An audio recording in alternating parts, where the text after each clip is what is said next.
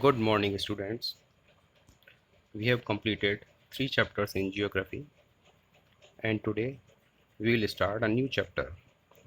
Previously, we have completed lithosphere, that is, structure of Earth, and other related factors, and now we will start atmosphere. What is atmosphere? Atmosphere is the huge blanket of air surrounding the Earth. Atmosphere हमारी अर्थ को चारों तरफ से घेरे हुए है and atmosphere is composed of air. Atmosphere हमें सन से आने वाली अल्ट्रावायलेट रेज से प्रोटेक्ट करता है और इसके साथ ही animals, plants and human beings को ब्रीदिंग करने के लिए ऑक्सीजन और कार्बन डाइऑक्साइड प्रदान करता है. पूरे सोलर सिस्टम में सिर्फ हमारा अर्थ ही एक ऐसा प्लानट है जिस पर कि लाइफ है और ये सिर्फ एटमॉस्फेयर की वजह से ही पॉसिबल है. हमारी अर्थ का एटमॉस्फेयर लाइफ को सपोर्ट करता है and that's why earth has life. Earth has plants, animals, human beings. Now take a look on the composition of atmosphere. Atmosphere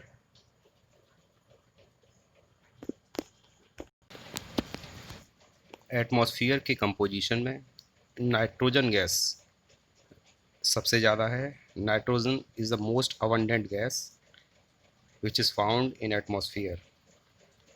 and if we talk about oxygen, that is nitrogen and oxygen are the two gases which make up the bulk of the atmosphere.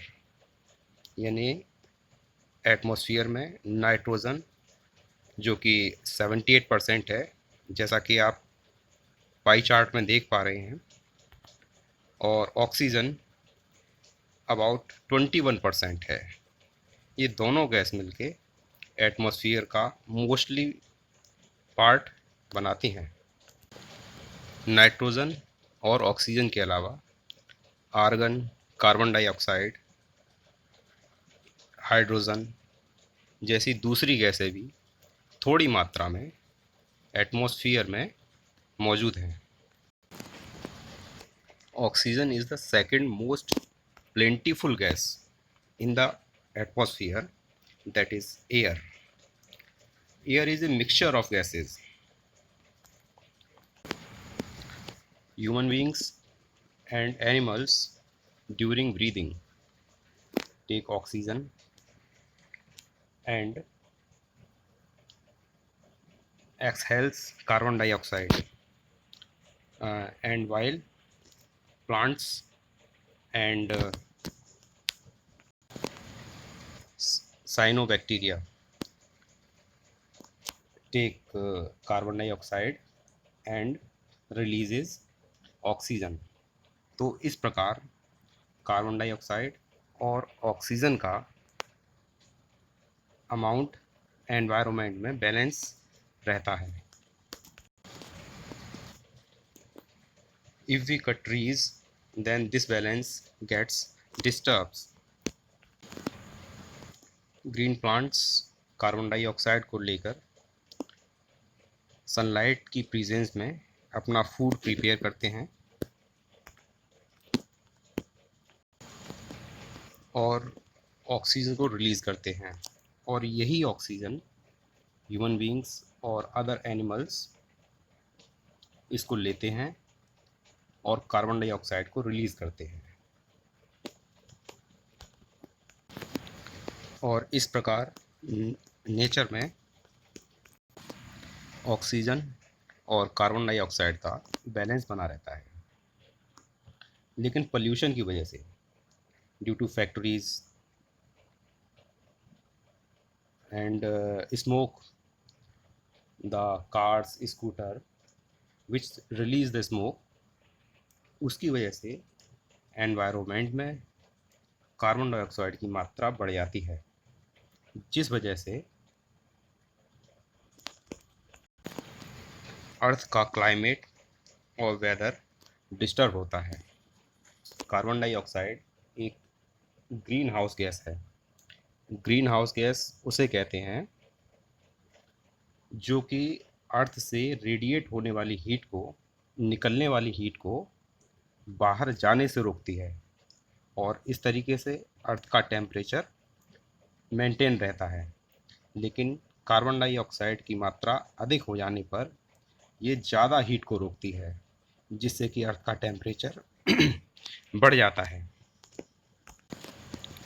अर्थ का temperature बढ़ जाने से global warming होती है। Global warming means पूरी अर्थ का temperature बढ़ जाना। ग्लोबल वार्मिंग की वजह से जो कोस्टल एरियाज़ होते हैं, जो कि सी और ओशियन के किनारे के एरियाज़ होते हैं, उनमें बाढ़ आने लगती है, बिकॉज सी का लेवल हाई होने लगता है। You can see many newspaper cutting in your book, because global warming is a very big problem for our earth. Now look at the structure of the atmosphere. Our atmosphere is divided into 5 layers, starting from the earth surface. These are troposphere, stratosphere, mesosphere, thermosphere, and last, exosphere. You can see these layer in the diagram. सबसे पहले troposphere के बारे में जानते हैं। Troposphere सबसे important layer है atmosphere की। ये अर्थ सरफेस के सबसे क्लोज है, और इसकी एवरेज हाइट 13 किलोमीटर है।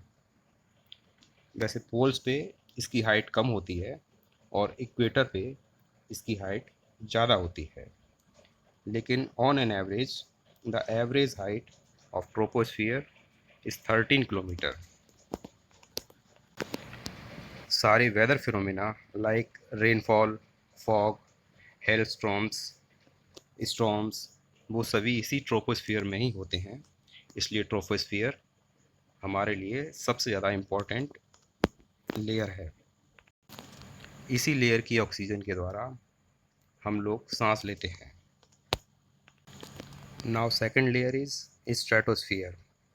Stratosphere is the second lowest layer of the Earth's atmosphere that goes up to 50 kilometre. Stratosphere की ऊंचाई 50 किलोमीटर तक होती है, और स्ट्रेटोस्फियर में ही ओजोन गैस पाई जाती है, जो कि सन से आने वाली अल्ट्रावायलेट रेज को एब्जॉर्ब कर लेती है और हमें सन की अल्ट्रावायलेट रेज से प्रोटेक्ट करती है। स्ट्रेटोस्फियर नाम इसलिए दिया गया है क्योंकि स्ट्रेटोस्फियर में टेम्परेचर कुछ ऊंचाई तक स्टैटिक रहता है, इसलिए स्ट्रेटोस्फियर नाम दिया गया है। Next layer is mesosphere. It is named mesosphere because this layer is sandwiched between other layers, because it is in middle of the atmosphere. इसकी ऊंचाई 80 किलोमीटर्स तक होती है। यानी कि 50 किलोमीटर से 80 किलोमीटर तक। मीटेओराइट्स इसी मीजोस्फियर में आके बर्न हो जाते हैं। मीटेओराइट्स वही जो रात में, जिन्हें हम टूटता हुआ तारा कहते हैं, वो मीटेओराइट्स होते हैं, और वो इसी मीजोस्फियर में आने पर बर्न हो जाते हैं और वो हमें दिखाई देते हैं। मीजोस्फीयर से ऊपर आती है thermosphere. Thermosphere is the second highest layer that starts at the altitude of 80 km and extends up to 400 km. Thermosphere radio transmission में हेल्प करता है क्योंकि थर्मोस्फीयर रेडियो वेव्स को अर्थ पे रिफ्लेक्ट कर देता है, जिस वजह से हमें रेडियो सिग्नल प्राप्त होते हैं। And the last layer is exosphere. ये सबसे ऊंची कह सकते हैं, सबसे दूर वाली एटमॉस्फेयर की लेयर है। ये बहुत ही थिन होती है। इसकी डेंसिटी, इसमें जो एयर की डेंसिटी होती है वो बहुत ही कम होती है, और कुछ हल्की गैसें हैं जैसे कि हाइड्रोजन और हीलियम इस लेयर में से निकल के बाहर निकल जाती हैं, अर्थ के एटमॉस्फेयर से बिल्कुल बाहर निकल जाती हैं। So this is the structure of the atmosphere. इसमें किसी को कोई डाउट हो तो आप पूछ सकते हैं।